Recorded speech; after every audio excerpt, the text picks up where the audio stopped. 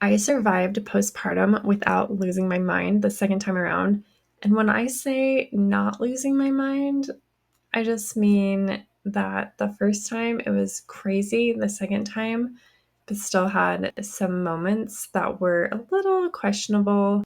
I know most moms struggle the first few weeks. I know I did, and that's really why I wanted to make this video because literally no one told me, not even my friends or family, that postpartum could be rough after.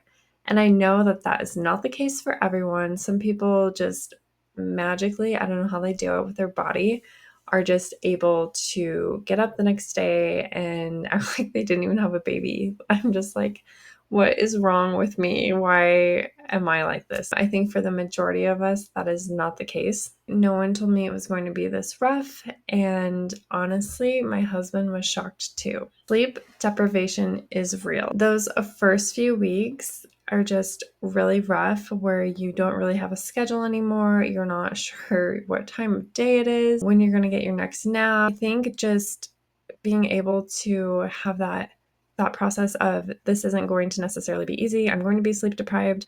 I'm going to try to sleep when I can, and having that extra support can really make such a difference.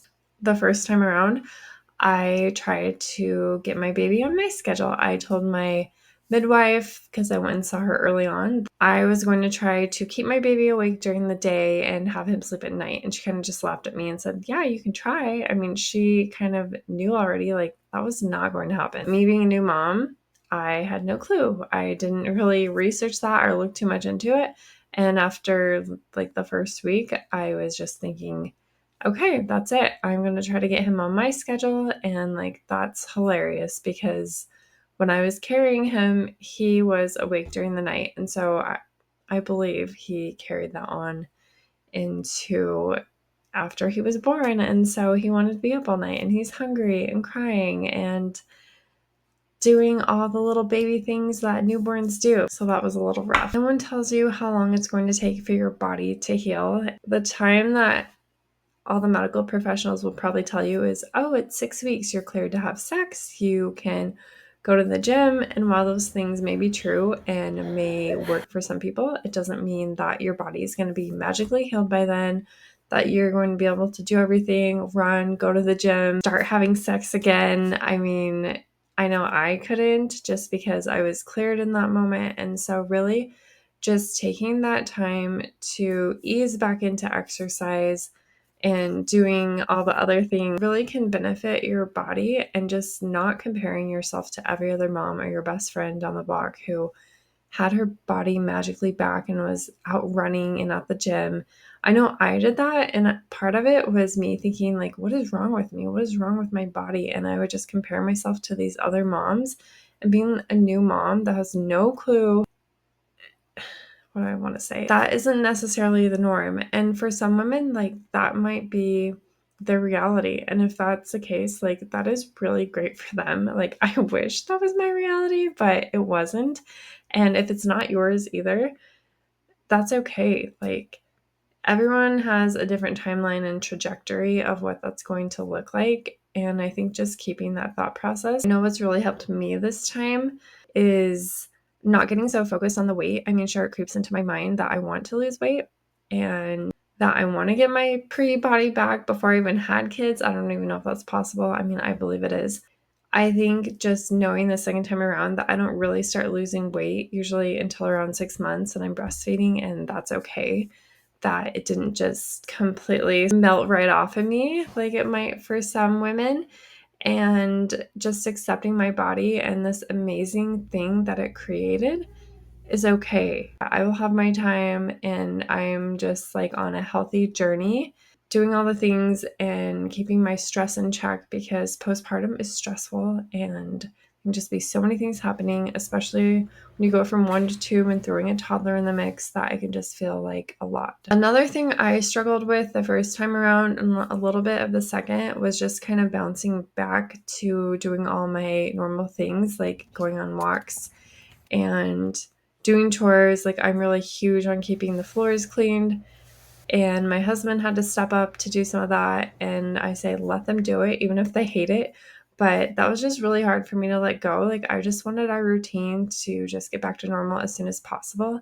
And I think just letting go, and if there's dishes on the sink, crumbs all over the floor, that just keeping perspective that you just had a baby, take that time to bond with your baby and let your body heal. You don't need to be up sweeping or mopping the floor. I had to really tell myself that because it was hard. Just keeping that mindset can be really helpful to have less stress and worry and really soak up your maternity leave. Another thing I would really emphasize is having things ready to go before you go into labor.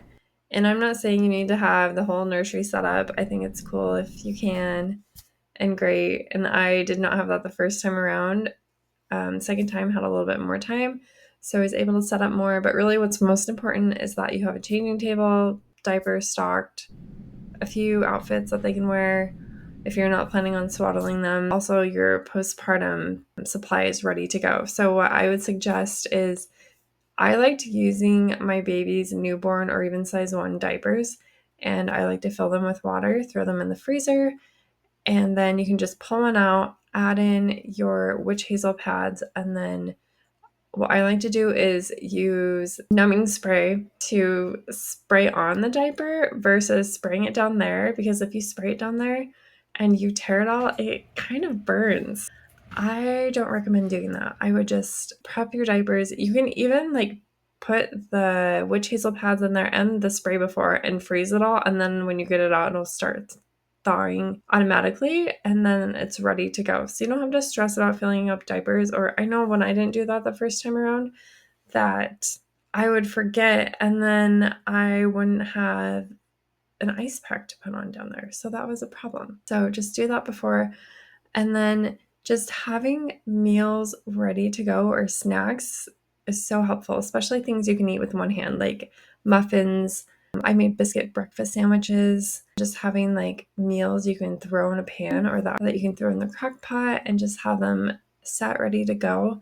If you have friends or family that offer to bring you meals, seriously take them up on that, because it is so helpful to not have to worry about dinner every single night when you are trying to feed a baby and take care of yourself. And sometimes your baby wants to cluster feed and they want to eat like every 20 or 30 minutes, and they're not sleeping like you thought they would during the day, or maybe it's night and it's just feeling really heavy, and the last thing you want to think about is dinner. So just having those things ready to go. I started meal prepping about 3 weeks before, I think. I did go into labor earlier this time, and so that kind of threw me off a little bit because I was planning on making more meals. I recommend like 3 weeks before, start meal prepping, freezing. I was doing like one meal every other day just so I didn't feel consumed with it. And your body will thank you later, I promise.